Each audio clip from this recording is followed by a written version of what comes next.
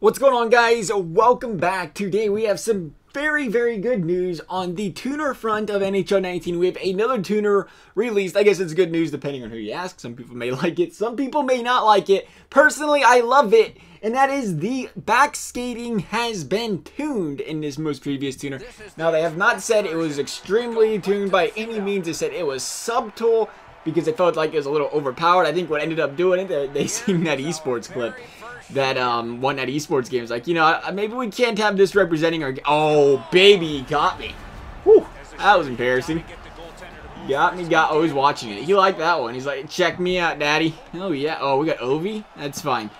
But I think Ovechkin is not good at this. Whoa, what is this guy doing? But I think what they ended up doing was they said it was subtle. They did not say it was severe. They said it was a subtle change.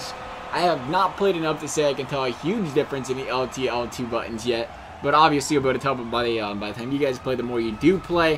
Hopefully, to be completely honest, it's not, like I said, I don't mind it being in the game. I do, but I don't, because there are a lot of people that actually do want...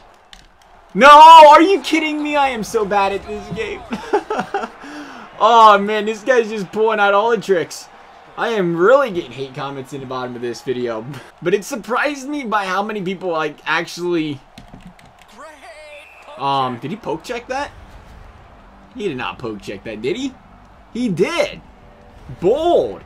But there really are quite a few people that are into having the backskate, or having, I don't know how you just did that. Like, right there, you shouldn't be able to do that. Shootout, did you? I guess he kept going forward, so there wasn't nothing wrong with it. Normally it stops you. But that still looks pretty quick. He looks like he twisted around pretty good there. So I don't know if it's too much of a change. I think they're just tinkering it slightly to see what the differences can be here. But like I said, I know a lot of people that actually thoroughly enjoy... Oh, I couldn't get him back. Thoroughly enjoyed being able to figure skate on the ice all the time. So I don't want to be like, oh, it deserves to be changed, because I know some people like it and some people don't. One of the things I always thought would be a good idea was just... If you look at arcade, like NHL 3s, that's where all your arcadey stuff is. If you want to have an arcade mode where you can dance around like a ballerina, why not have like a separate, I don't know, I guess it'd be difficult for like cutting stuff, but have like a separate arcade mode compared to realistics or simulate, I don't even know what you want to call it. More of a realistic play style, because I know a lot of people love the realistic playing of hockey, and a lot of people love why I keep trying to do something. This guy just stands out here. He wants me to do something normal because he's not moving, but it doesn't seem like a good time. So we're just going to try something non-normal. But there's always going to be the people that want to play hockey. You buy a hockey game because you expect it to be like hockey. And then there's always going to be people that want to, you know, get that oh my god kind of moment in there. So it's always going to be tough to please people on that front. But I think one thing they are starting to get right here for the people that play comp seasons a lot, though, you guys will be happy to see. I'll tell you right after we win this game right here. Watch this. Just going to go straight across him. Oh, what? Hang on a second. Let's take a look at this one. Let me see the replay. Let me see the replay, coach. Interesting. Looks like it bounced it off of him. Alright, so we have to win game number 2. That's fine. It's fine. We gotta win game number 2, or everybody's gonna remind me of how bad I am at the game. Which happens. It happens. You're not lying, I guess. I mean, at the end of the day, you got it right. But here we go. Let's get into game number 2. And what I wanted to talk about, secondly, that they did mention in this tuner is competitive seasons and the champions. Little bit of a shake-up there. Now we're going to see a point system and a win system. Now how they distribute the two, I am not completely sure yet. They're talking about how they still like the point system for stuff like qualifiers. So we'll see if the win system becomes more of a thing for the actual Hut Champs events, the actual Comp Seasons events, and the qualifiers might be more the points-based things. But what I mean by points versus wins is right now we are in a point system, right? You can lose 500, or maybe not 500, but you can lose like 50 points after a loss or a bad loss, 150, whatever. And you might gain like 15 points at a win, and some people aren't very happy with that system.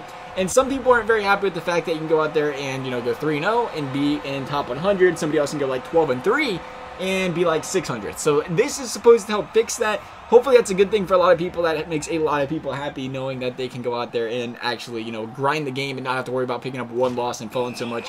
And it benefits the people that actually do play the game, because at the end of the day, it should be about who does play to an extent more. I mean, obviously, one thing that could come up is the fact that we could see somebody at the top of the leaderboard with 70 wins and 50 losses, which doesn't really resemble that they are the best player in Comp Seasons or Hut Champs. But at the same time, it does force people to play the game instead of saying, oh, I'm 3-0. I'm 40th. Yeah, I'm pretty happy with 40th playing 3 games, and you don't really have to force them to get the top 100. So we'll see how that turns out. They also mentioned how a lot of people like this as well. There will no longer be team names or player names, gamer tags, when loading into the game. In the loading screen, it'll just show the logos, the connection bar, game starts, right? I do like this. I think it'll help a lot of people that have problems getting into games because people see their gamer tag and then they leave. But I would think it'd be nice as well if someday down the road EA can't figure out a thing where maybe show us the connection bar before the loading screen pops up, like have a ready up button showing the connection bar, like in, you know, like a drop-in game or something like that, and hide their gamer tag. That way somebody can back out before the game starts still, if there is bad connection, because I do think it's cool to be out there and or be able to go out there and when you're in the loading screen to check out the other person's team. I always thought that was something neat where you can be like, oh, this guy's got this guy, this guy, this guy. And if you were to quit during the loading screen, then you lose. Like, you get the loss even though you've seen the team, because people will quit when they see a good team, right?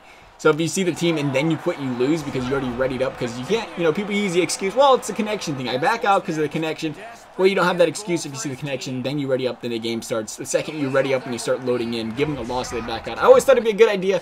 Just something I was thinking of in general, though.